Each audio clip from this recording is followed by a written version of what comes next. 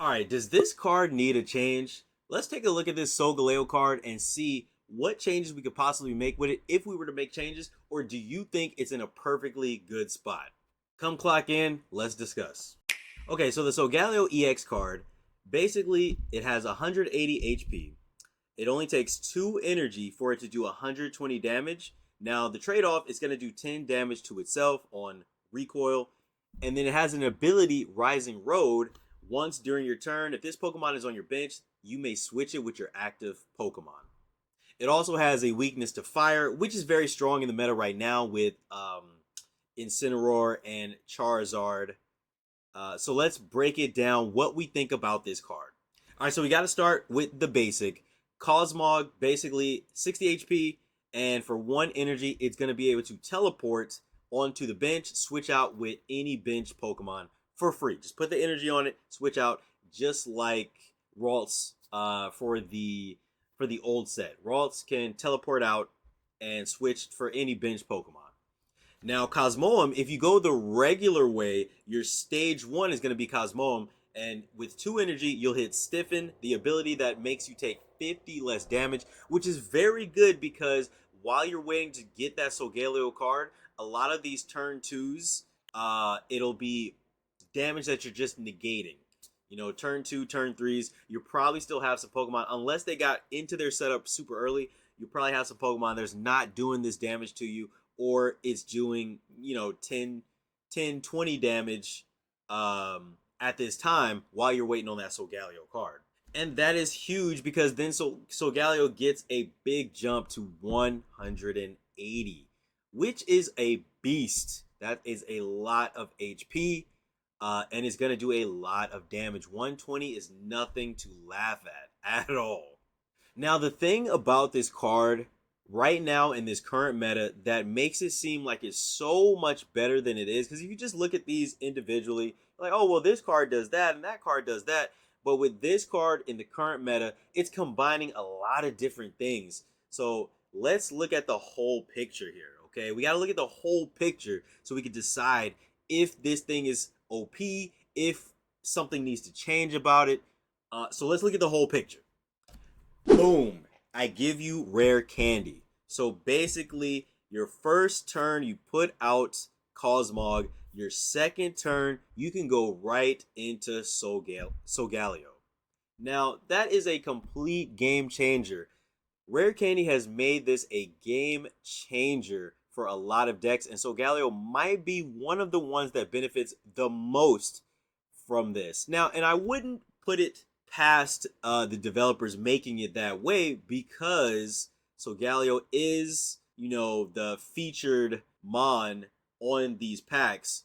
So to be able to make it strong with the item that's also featured in these packs, it kind of just goes hand in hand. Other cards also benefit from Rare Candy from this set. We got Decidueye EX, benefits heavily from this. We have Serena, who dropped this set, benefits heavily from this because only needs 1 energy to attack. We got Incineroar from this set, benefits heavily because not only can Incineroar attack on 3 energy, but with 1 energy, Incineroar is going to be able to attack. So Incineroar benefits from this really, really, really well. But let's get back to Solgaleo because I think the thing about this card that makes it a little bit more OP than maybe those other cards is the fact that Rising Road is the ability. So usually, let's play the scenario, right? You get Cosmog on your first turn, you teleport out, you put something in front.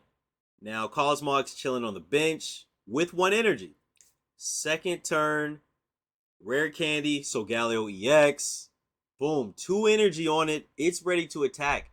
Now, if you're the opponent and you're looking at this fearsome lion just sitting on the bench, you're like, okay, well, maybe I have another turn if they don't have Leaf, if they don't have X speed.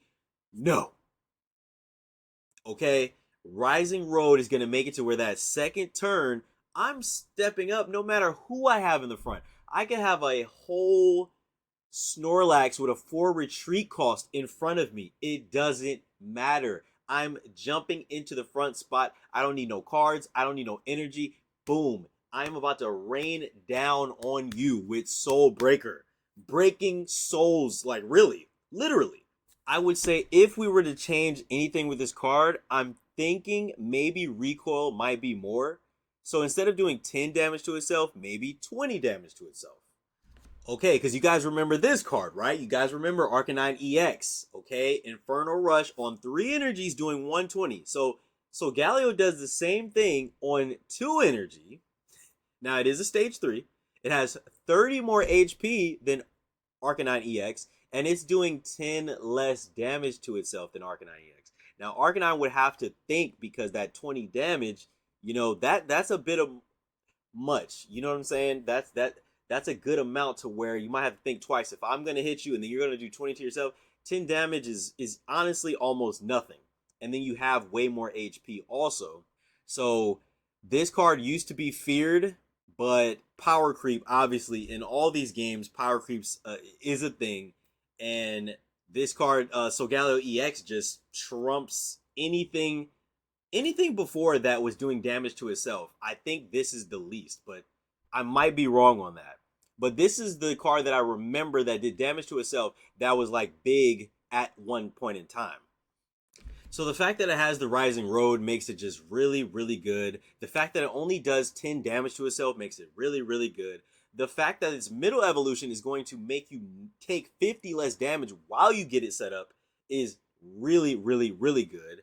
And the fact that Rare Candy gets you to be able to do 120 damage on your second turn makes this card really, really, really good. And we're not even touching the HP. You throw a giant cape and you're looking at 200 HP for a card. We've not seen that type of HP since that first set of Blastoise EX, Charizard EX. Those cards had massive amounts of HP. Venusaur EX 190, I believe. Those cards had massive amounts of HP. We have some other cards that were just around the 180, 170, I believe. We got a lot that's 160. 180 is a lot with Cape 200. I don't know. This card gets ready really fast. If people are throwing this in a deck with, I like to use this with Excalibur. People are throwing this in a deck also with Skarmory, which obviously if you put a tool on Skarmory, you're going to do 50. So you have to deal with the Skarmory doing 50 damage a turn while they set up a card that's about to do 120. If you don't have a couple Guzmas in your deck, how are you surviving this? How are you surviving? Especially if they get the Rare Candy turn to Solgaleo. It cooked. You're cooked. But let me know what you guys think about this card. Do you guys think anything needs to be tweaked? Anything needs to be changed? Do you think it's too OP? Do you think power creep is too much in Pokemon TCG Pocket right now? Let me know your thoughts in the comment section. If you guys want me to do more videos like this too, where I actually just go over my thoughts on some of the cards rather than some decks, we're still going to be doing decks. Don't get me wrong. Don't think that's going to stop.